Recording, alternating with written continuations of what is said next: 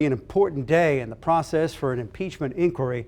The House will hold a formal vote on a resolution establishing procedures for that inquiry. House Democrats say they're confident the resolution will pass. Lawmakers are looking into whether President Trump withheld military aid from Ukraine so the country could investigate Democratic presidential candidate Joe Biden. Former National Security Advisor John Bolton has been asked to testify in that inquiry. But that won't happen without a subpoena, and Bolton's attorney says his client will not testify voluntarily. If he does, Bolton would appear before congressional committees on November 7th. Well, it's the night before Halloween, Mike, but it feels a whole lot like winter out there. It almost seems like it should be the night before Christmas because it's chilly out there throughout the area, and we're receiving some reports of some light snow and flurries as well. Right now in Wausau, the temperature reading is 30 degrees, and there's not much wind from the northwest to north, but at 6 miles per hour, we have a wind chill of 24 degrees on the evening before Halloween. Relative humidity is low at 54%. We are tracking some light snow and flurries falling and reaching the ground to the southeast and east and south of Marathon County. This isn't a major snowstorm by any means, but a little bit of snow is reaching the ground. To the west, northwest, the air is much too dry to allow any snow to fall. So we're going to have a sharp gradient or cutoff where snow will fall tonight, again, mainly to the east and south of Marathon County. My forecast lows in the area tonight will be 22 degrees in Wausau, upper teens to low 20s elsewhere, with some light snow in the area, and the winds will be light. We do have a winter weather advisory in effect for parts of the state tonight and tomorrow. I'll tell you how much snow will fall there and what you can expect for your Halloween forecast. It's going to be chilly. I'll have it next. All right, look forward to that, Mike. Wisconsin Governor Tony Evers proclaimed today as Weatherization Day. The Department of Administration Secretary stopped in Stevens Point to discuss the State Weatherization Assistance Program. It aims to increase energy efficiency and reduce household costs.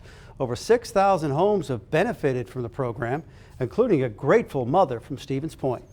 I do the best that I can, and sometimes you just need a little bit of help. And what these people did for me, I can never thank them enough. Around $60 million has been allocated for weatherization projects next year. College athletes in Wisconsin could be getting paid under a bill that's in the works. It would be similar to California's Fair Pay to Play Act. The proposal here would allow college athletes to hire agents and make money off their names. It would also prevent the NCAA from penalizing schools that allow their students to be compensated. If signed into law, the rules would go into effect in 2023. California's bill became law last month, and yesterday the NCAA voted to allow student athletes to make money from their endorsements. It's giving the 3 divisions until the end of January to come up with their own rules. There's a new gender-neutral bathroom at a Rhinelander high school. Staff say more students at the school are coming out as transgender.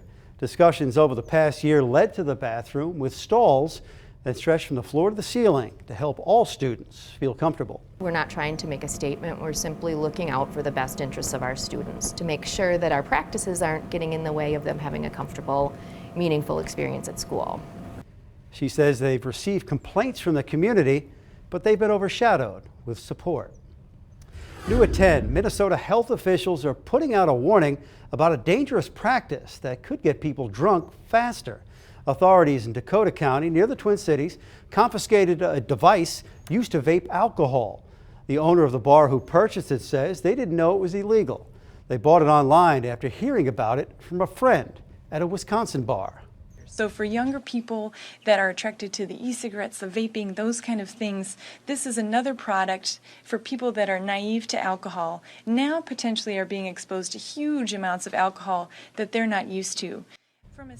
The doctor says inhaling alcohol is dangerous and can lead to quick alcohol poisoning and lung damage. Could using CBD affect your chances of getting a job? After filling dozens of applications, one central Wisconsin man using CBD oil caused him to test positive for THC on a workplace drug test. It was something he didn't think was possible when he started using the substance to help with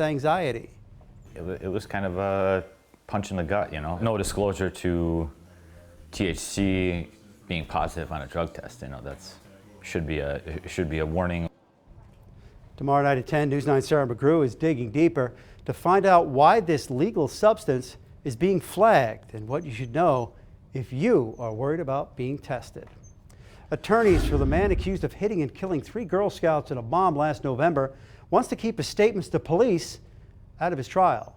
They claim Colton True was in an emotional state during the interview and investigators used coercion tactics. The prosecution countered, saying the interrogation followed protocol, and a judge sided with prosecutors. True's trial is set for January.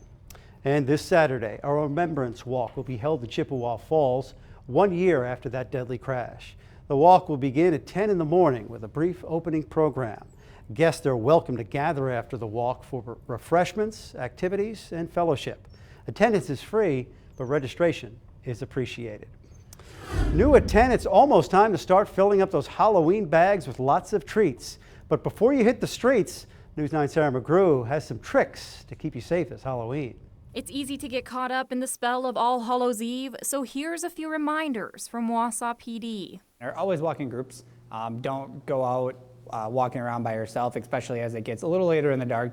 And for younger ghouls, trick-or-treating with mom and dad is always cool. Under the age of 12 or 11, always have a parent with, or especially if you're going to be out maybe in big groups, have 1 or 2 parents with. And of course, we all want our pumpkins up to par, but be careful not to get a scar. Nearly half of Halloween injuries are related to pumpkin carving gone too far. So it's suggested that adults make the cuts while kids scoop out the guts. And an open flame can be a fright, so make sure you use a battery-operated light. And on the spookiest of nights,